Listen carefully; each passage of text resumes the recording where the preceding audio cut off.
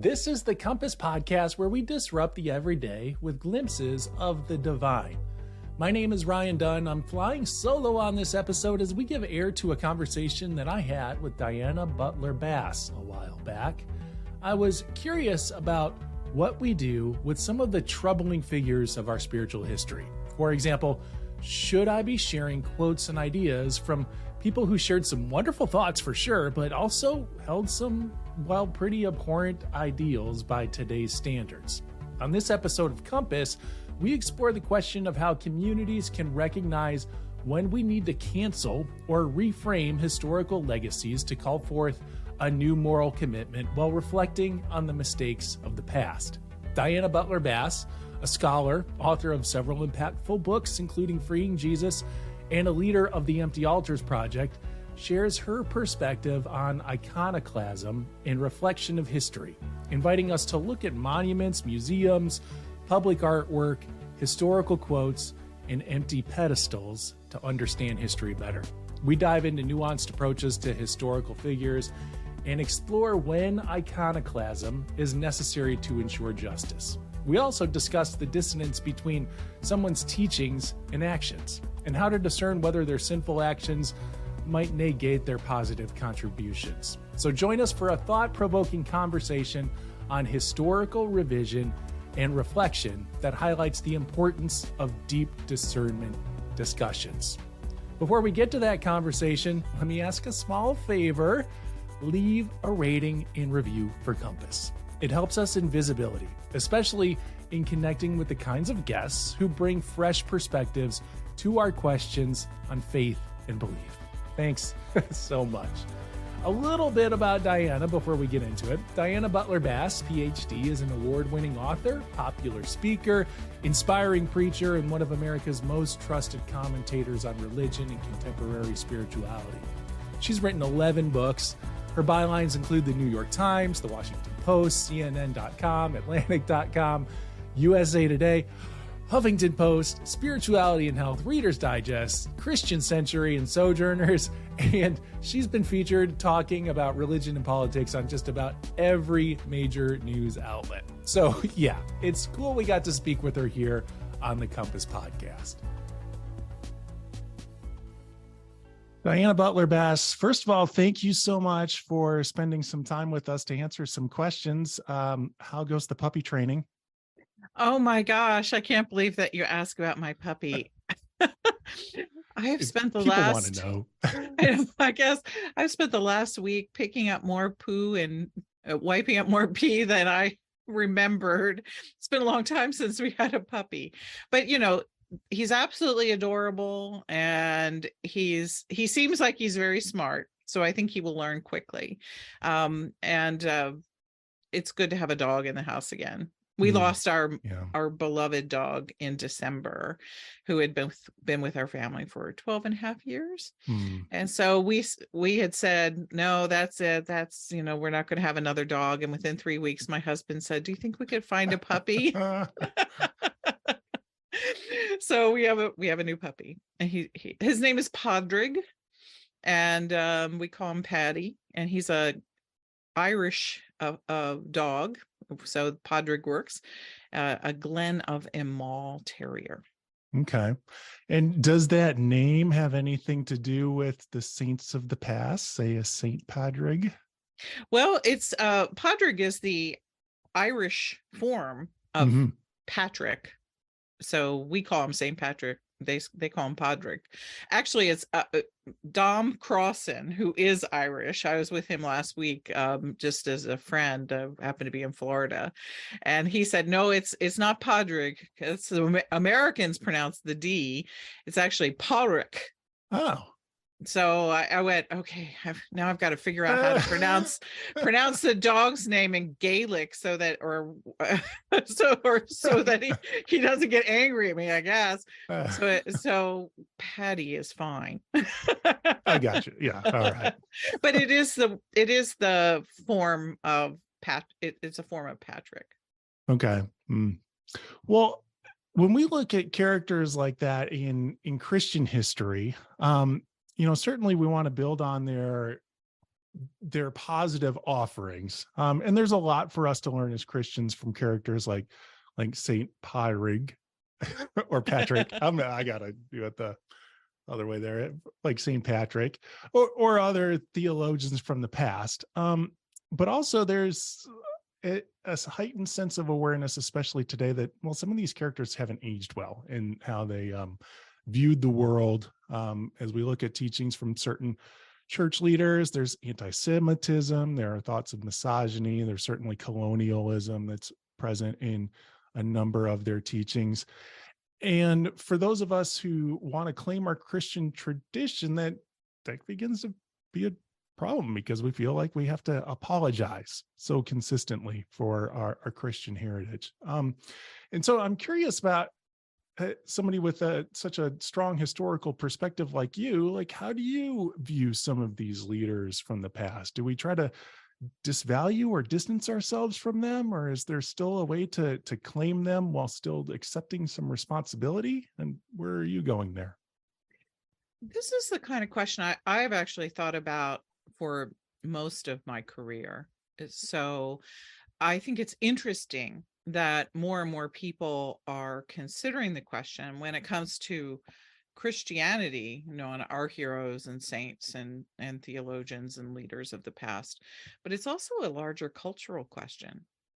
And yeah. so, it's not just Christianity. It's also, if you're sitting here and you happen to be an American citizen listening to this, we're talking about this in terms of our political and social leaders and heroes.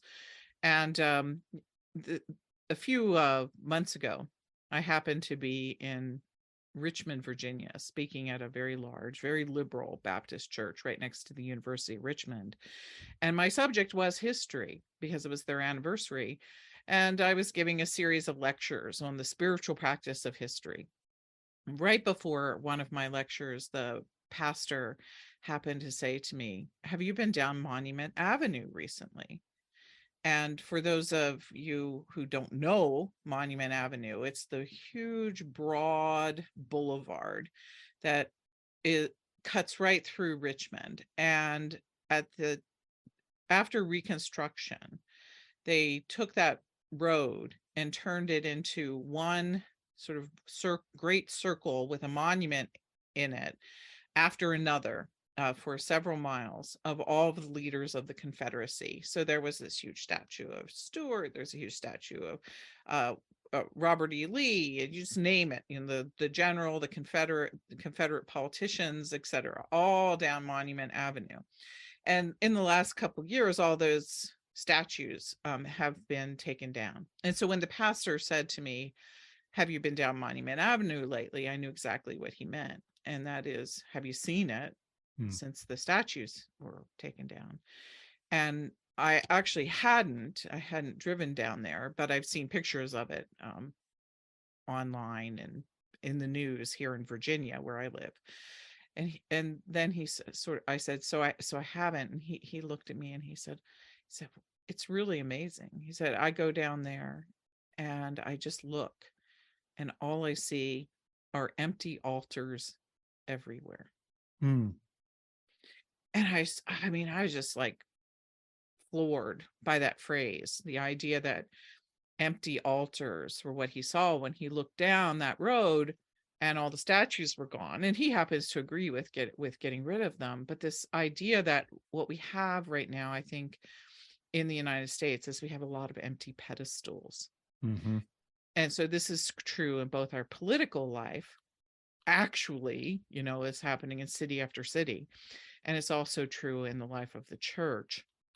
So I think that for me, the first thing that I do is recognize we really live in a kind of an age of iconoclasm, where we're all looking at these figures from the back and we're behind us, and we're saying, "Oh gosh, really, I can't go along with this."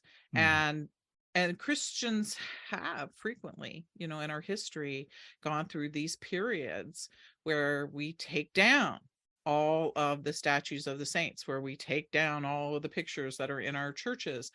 And so often that is accompanied by sort of radical reformations and rethinking and new kinds of social, political, spiritual movements that are roiling through the church and through society.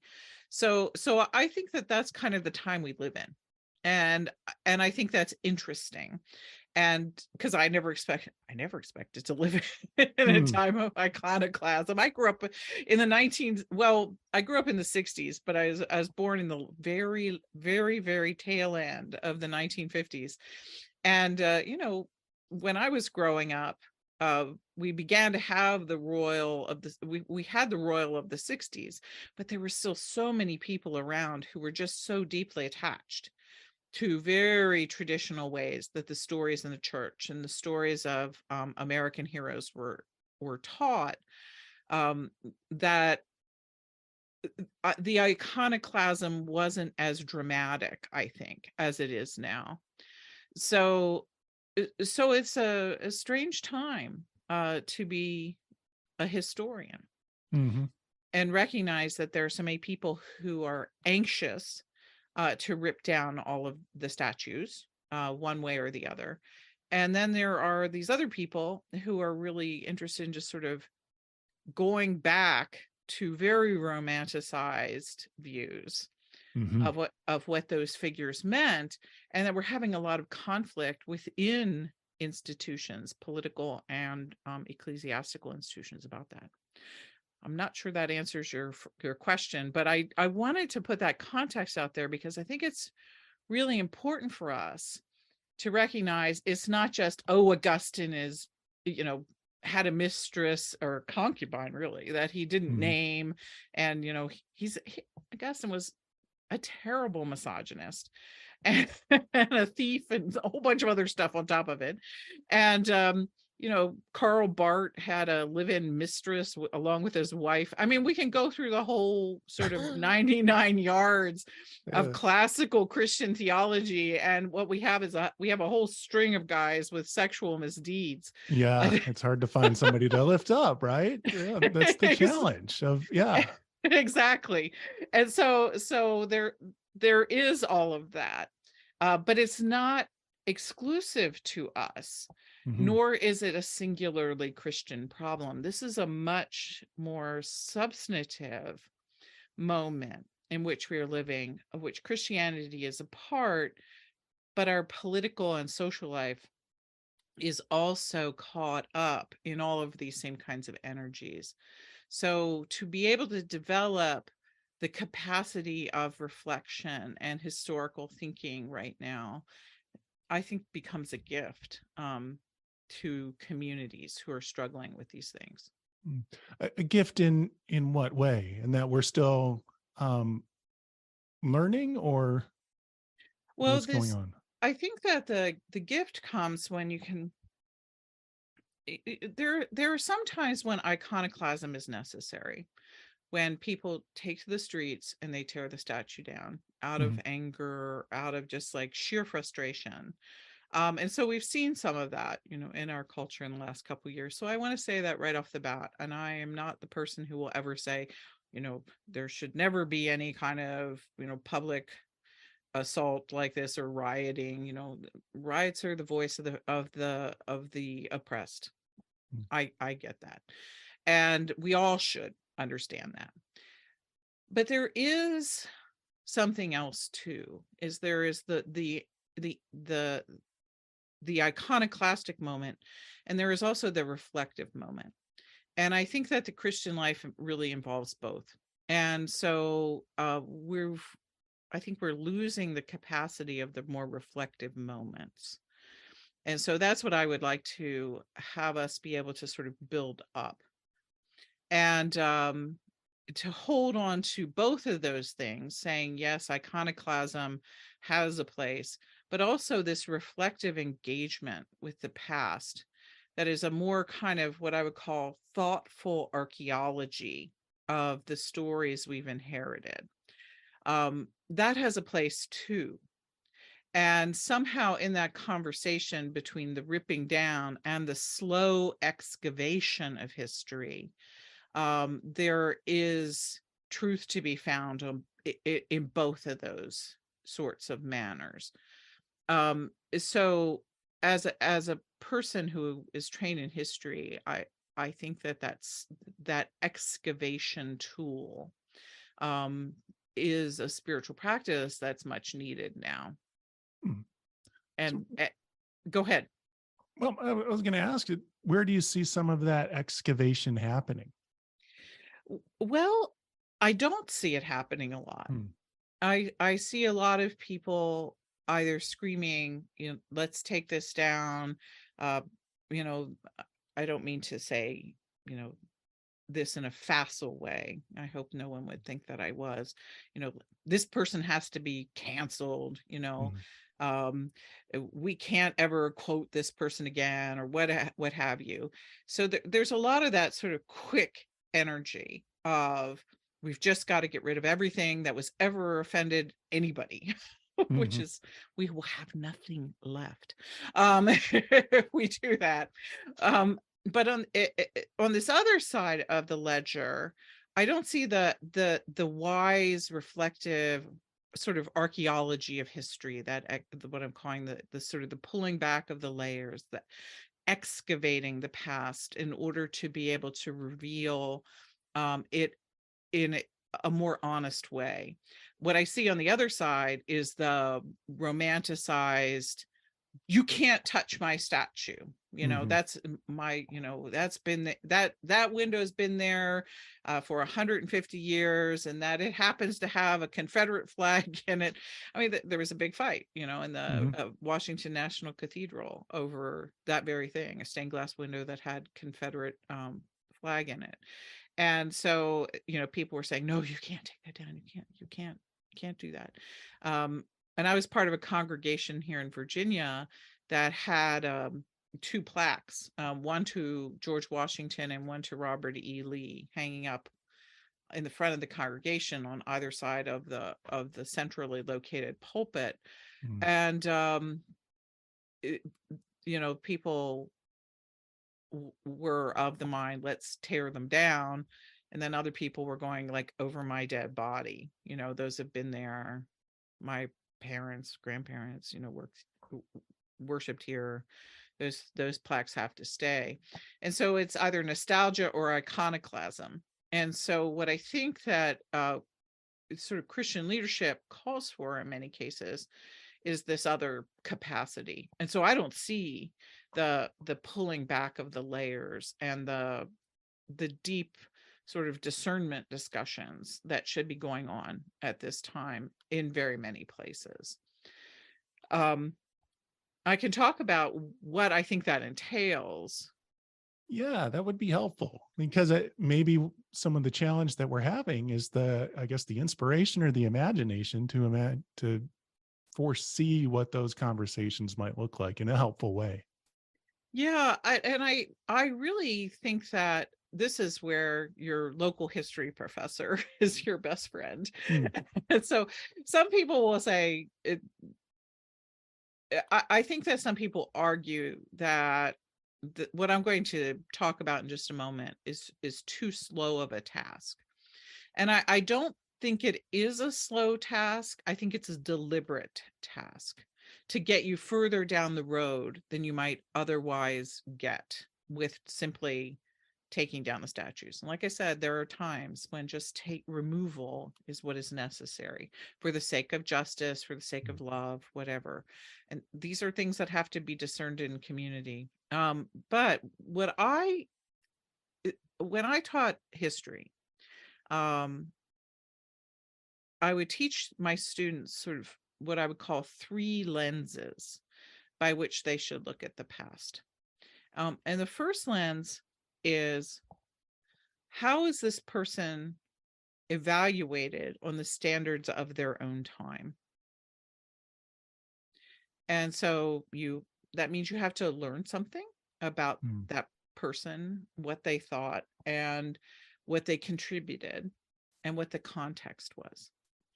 And then secondly, so that's the past lens, the person, the movement, or the thought in context, and evaluating it in its own context. The second one is, what does that person's thought mean today for us? So there's the past lens, and then there's the present lens. And that could be the same thing, basically the wisdom of that person in their own context still functions in a very meaningful way for us today.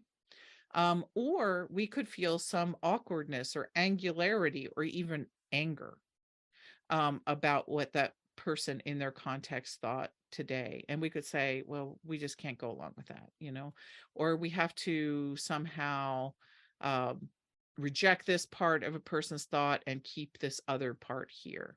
So that takes real, what I would call a fine capacity of historical reflection and revision.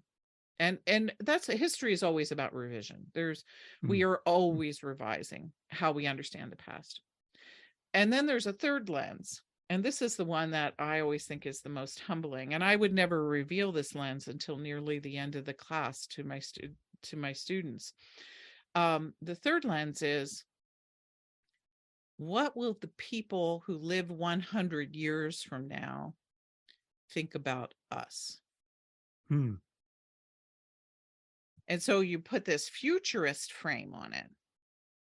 And when you do that, all of a sudden you realize that people sitting in some classroom in 50 or 100 years are going to be looking back at our time, and they're going to be seeing the choices we made and the decisions, that we followed, and the languages that we used and how we treated other people. And they're either going to be looking at us and saying, oh my gosh, those people were heroic, or they're going to be looking at us and saying, what were they thinking? Yeah, what a deplorable. Well, that's right. What a deplorable generation of human beings they were. And so what that does is that brings us to the fact that ultimately our lives are responsive to the concerns of several generations in the future, and to be able to be aware of our own situatedness within a cultural context. And that really humbles good students, and it should humble all of us. And it also gives us I think, a deeper sense of empathy. Because in the same way, say, George Washington could never imagine a person sitting in the year 2023 looking back and criticizing him rightly for slave owning and for violence against Native peoples. We're doing something right now that is absolutely invisible to us. That 100 years from now, people will look back on us and say, how could those people even think that they were Christians? That they were immoral degenerates. I mean, that's literally what people will be saying. And so it's like, oh my gosh, do I want to be judged, in the same way, like right now, I'm just dismissing whoever it is from the past. And the truth of it is that none of us do. And so there are those three lenses. And that's the approach when I was teaching church history that I would always bring to the students. And it was a joy, because I could watch 18, 19-year-olds take these figures and run people from the past with troubling stories through these different pathways of evaluation. And then, come, I think, to a sort of a more realistic evaluation of a historical character. I'm going to be lost in thought for the rest of this day, imagining like, okay, 100 years, what are they going to judge me for? Yeah, well, every day I wake up, I'm pretty sure one of them is fossil fuels. Dang it. Okay. Yeah, that's a good one. I mean, that's the most obvious one. And yet, here, everybody I know who's involved in the environmental movement, how do we all move ourselves around the world? We take airplanes and cars without, and we're not walking or taking horses to the conferences that we're attending to try to work on issues of fossil fuels and climate change. And so, people are going to look at that and say, and the evaluation of that from those people in the future towards us, I'm pretty sure will be almost identical to the evaluation that people now have to Thomas Jefferson holding slaves. Okay. And that's really, I mean, that's the moment where history, to me, becomes sort of a moral calling. Is what do you do then? It's like Thomas Jefferson preaching about liberty, writing so beautifully about liberty, being a man, 18th century man, dedicated really to the ideas and ideals of liberty. And then he's holding people in bondage. How is that any different than me driving my car around every day and all the time saying, I want to get rid of fossil fuels and I want the planet to be whole and healed for future generations? There's a kind of an absolute incongruity and hypocrisy there. And yet what you know is, well, how else are we going to get around? Yeah. Well, yeah, it's a necessity to be active in the world today, right? Like we could make the moral choice to not utilize fossil fuels, but and that's such a setting apart. And this isn't to be apologetic for for Thomas Jefferson and right. slavery, correct? But That's to exactly say that right. to be active in our world, even to make the case that to be advocates for, in your example, phasing out fossil fuels, we still kind of have to use it. So yeah. And so I think that a good example of this actually, Jefferson is a really interesting example, obviously, because he and Washington are really contended figures. It in effect is much easier, and I know we're not talking about like Christian saints at this point, but all of these people claimed some acquaintance with and or actually understood themselves to be Christian in some way, shape or form. You have Washington, Jefferson, say Robert E. Lee. Okay, which one of the three is the card you immediately throw away? if you're asking me, we'd go with Robert E. Lee, right? Right, sure. Most people probably would, I think. Yeah, I do live in Alexandria, Virginia, where Robert E. Lee is from, but all these guys were actually from the neighborhood. But yeah, that's right. And because we've made some sort of moral evaluation that most Americans have made, and that is that Robert E. Lee clearly violated some stance of morality on the standards of his own time, on the standards of our time, and on the standards of the future, all of which are offensive. And so out goes the Robert E. Lee card. But then you've got Washington and Jefferson. And what do? One of the most interesting exhibits at the Smithsonian's Institution's Museum of African American History is an exhibit called The Paradox of Liberty. And you walk into this section of the museum, and there's this gigantic statue of Thomas Jefferson. And you think to yourself, what the heck? Why is he here? Yeah. Why is Thomas Jefferson in the African American History Museum? And behind him, there's on the wall are the words of the Declaration of Independence. It's just beautiful. It's just what you expect. All those beautiful words about liberty, Thomas Jefferson. But between the statue of Jefferson and the words on the wall, there are bricks. There's kind of a brick wall that's sort of built there So you can see the wall behind him, but you also see these bricks. And on the bricks are the names of all the people he held in slavery. And so in that case, see, I think that is a really interesting use of history, is that on one hand, you are holding up what is really worthy to be held up. Yeah, of the aspirational. Yeah. Of Thomas Jefferson. And we wouldn't have America without those words. We wouldn't have this nation without those words. And so in effect, you're saying, this is a great man with these great ideas, and we're grateful. But then those bricks between, you don't even have to say that there was a hypocrisy involved. You just see those names of the people held in slavery. And then you go, oh, well, wait a second. Jefferson didn't live up to his own standards. Do we live up to our own standards?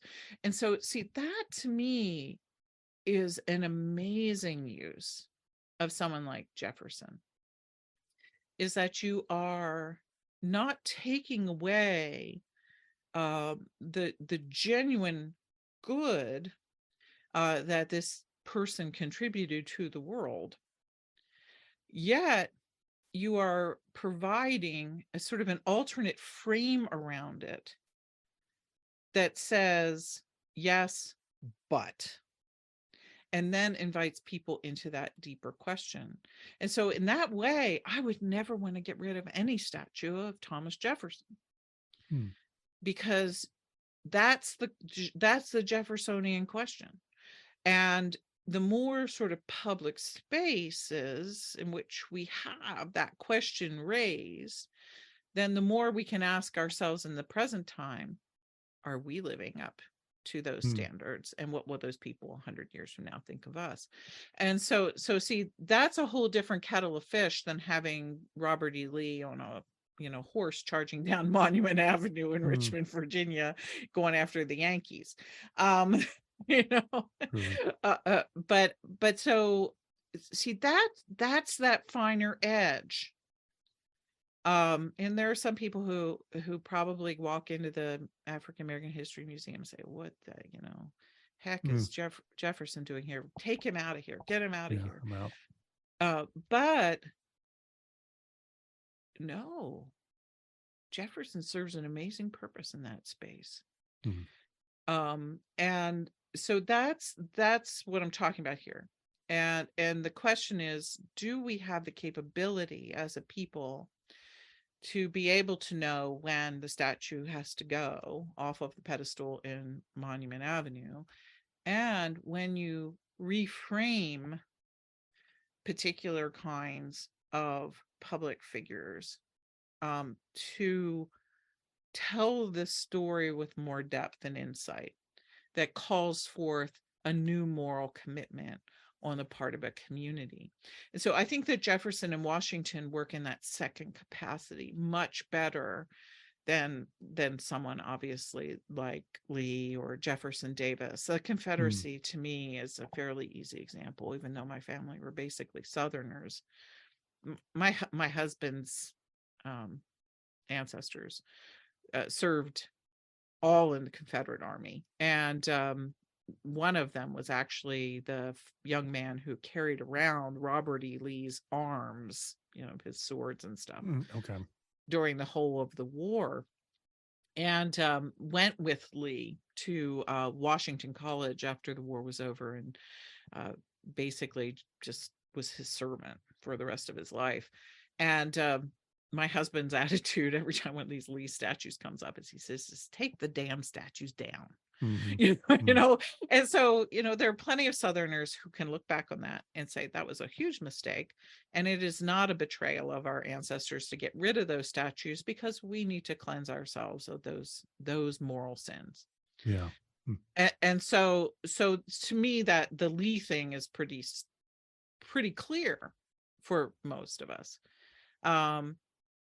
And I do think that that Washington and Jefferson can be equally as clear, because they become kind of the models of conscience that white people specifically should be able to have in order to reflect on the mistakes of our past.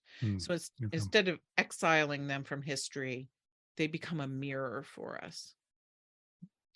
So that's kind of the way that these questions can work. And you're doing quite a bit of work right now in iconoclasm.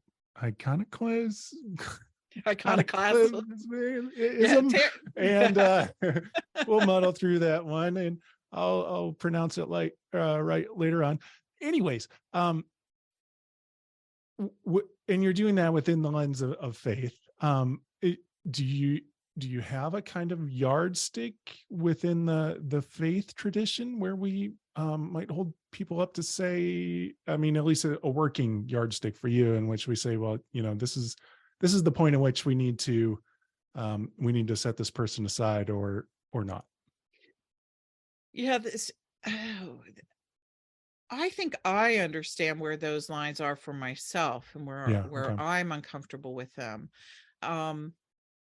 We could use a more contemporary example than say these three figures.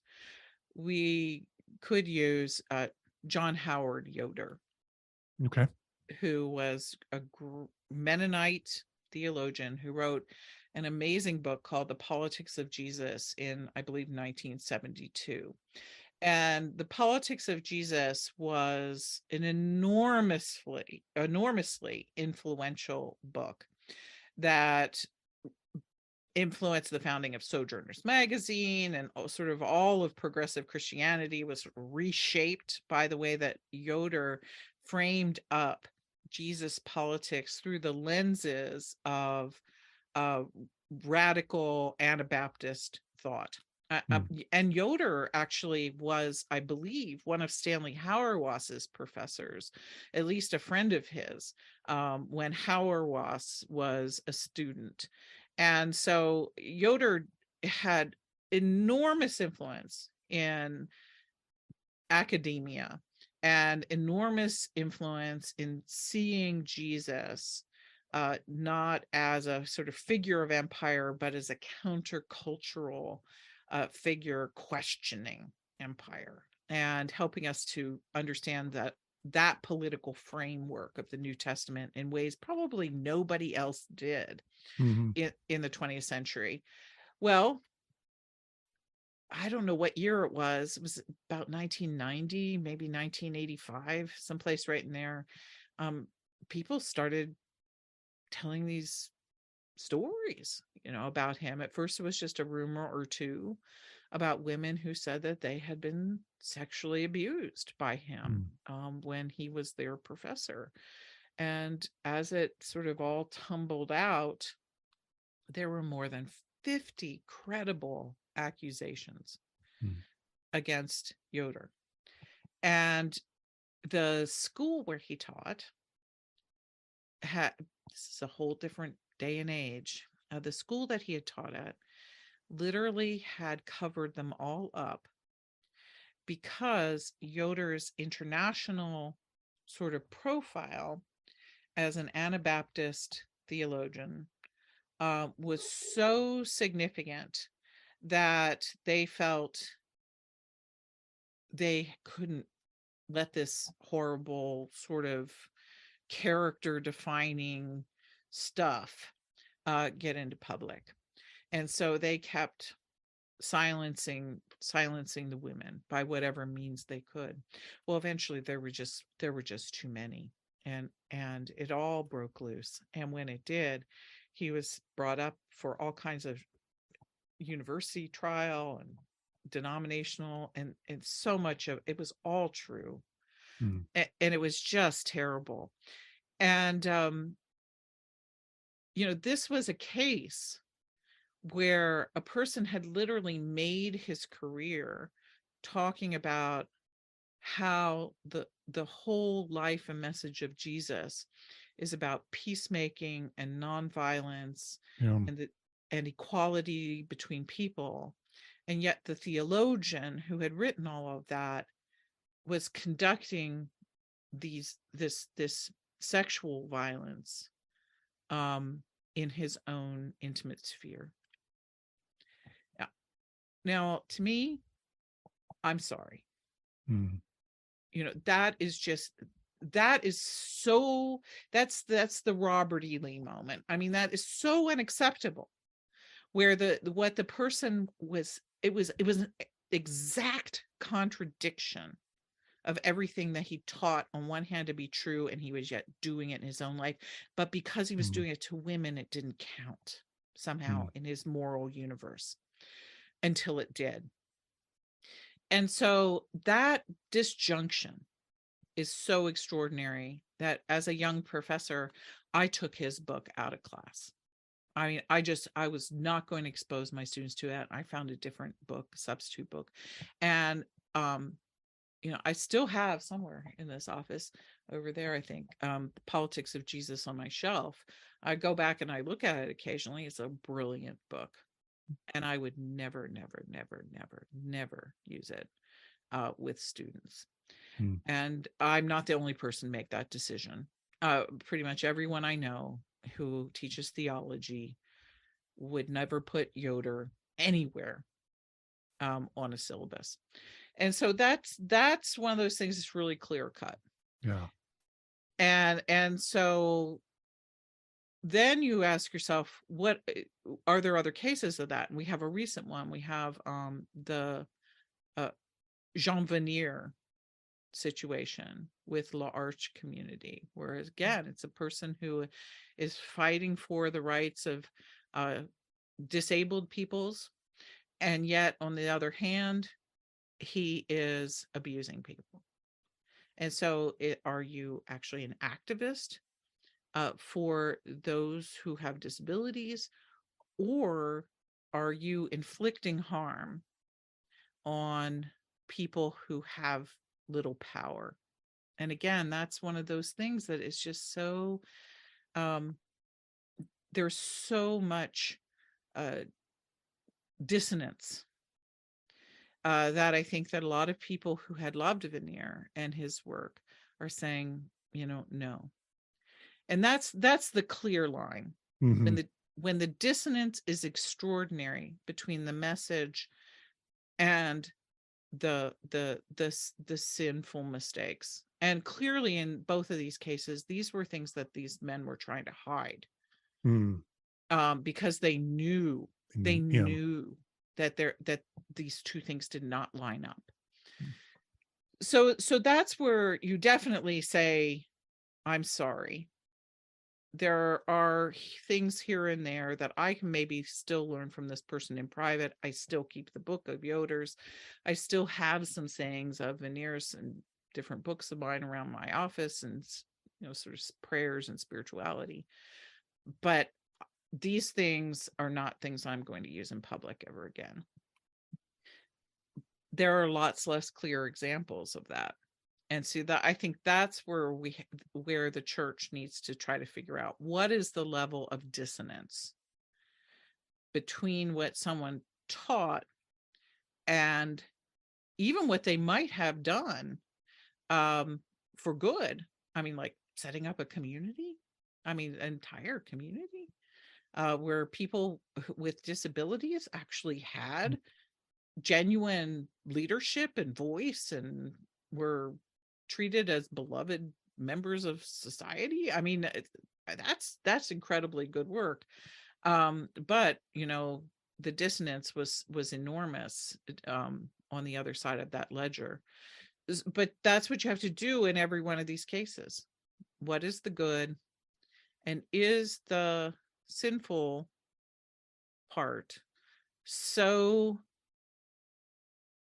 egregious that it creates a level of spiritual energy that is just utterly negative, and it doesn't function in any meaningful way as a moral lesson or a witness to grace and justice. That's really helpful. Well, I'm going to ask you one last question. It's a little off topic, but I see you bringing Jesus behind you there. Oh. And it's been It's been a year since your last book. So what are you working on now? Oh my goodness. Well, this is actually what I'm working on right now. Yeah. I got very interested in this whole question of iconoclasm, because it's a church history question.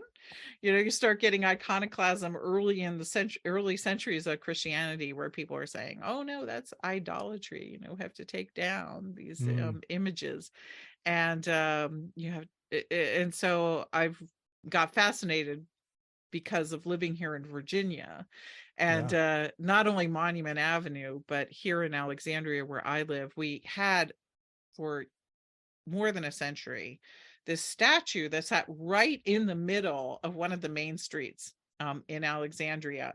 And when we moved here I guess it was 23 years ago now, I remember driving by it the first time, and I looked at it and I said to my husband, "What is that a statue of? A dejected Confederate?"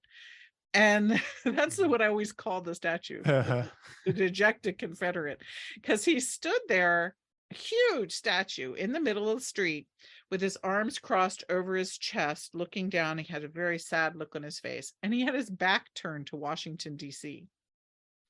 And so he was looking southward. And you could literally stand in front of the statue and see behind him the Washington Monument. So it was just like such a point, you couldn't even imagine. There was no ambiguity about this statue. And so it was controversial, and he got taken down 2 years ago in the middle of the pandemic. And he actually didn't get taken down by the city of Alexandria. They were trying to take him down. But the Daughters of the Confederacy got there first, and they snuck in and they took him down in the middle of the night, and they put him in some undisclosed location. Nobody knows where. Okay. Really, to this day. No, he's somebody's backyard. Who knows where he is? And so I just really am compelled by these images, because the next question is, what do we put up? Because human beings, we don't leave pedestals empty very long. And this is one of those moments. Every time there's an iconoclastic moment, there's also the alternative movement. And that is the searching out for new heroes and saints. And so I would like to think that we were in a time where we might be able to find some better ones. Yeah. Yes. Cool. So that's what I'm trying to help people sort through. Thinking about history, I think with that more layered approach. Not in an attempt to slow down the process of doing justice. Sometimes the arc of justice moves forward in different ways. Sometimes it moves forward by tearing the statue down in these big leaps, and other times it does take the work of a reflective person or persons, making just determined forward strides. And so maybe it's not just always about crashing the statues to the street, but it's also about taking that finer tool to history and saying, how can we tell these stories better with more depth that invite us into a better moral future? Yeah. And so that's what I'm trying to do. And technically right now, or tentatively, I guess that's a better word, the project's referred to as Empty Altars. And it's about searching out a new spiritual landscape in America. It's really fun. I've been going to all these great places and looking at monuments and museums and public artwork and empty pedestals and statues, and hearing people fight. I was just in Birmingham, Alabama a few weeks ago, and went down to Montgomery to the lynching memorial, which was amazing. And also I spoke in a church that was in the 1960s the center of the White Citizens Council. And there were people who were in that church whose ancestors, usually their parents, in some cases their grandparents, were, deeply involved in racist opposition to the civil rights movement. And that congregation is in a very, very different place now. And I talked about this subject, about conflicted family histories and the removal of monuments. And there was a lot of discomfort, but there was also a lot of deep appreciation. And so I think that we live in a time when people who have a lot of, I think, more well-meaning moral people understand the problems with some of those heroes of the past, and I think would like to make good, wiser decisions about how to share history with their communities and their children and grandchildren going forward. And there's some of it we just let go of. And then there's some of it we put new frames around. And there's some of it we're going to have to discover for the first time. Well, thank you for the work you're doing, and thank you for being so generous with your time. I really appreciate it. Thank you for asking these great questions, Ryan. These are important questions. Thank you for sharing.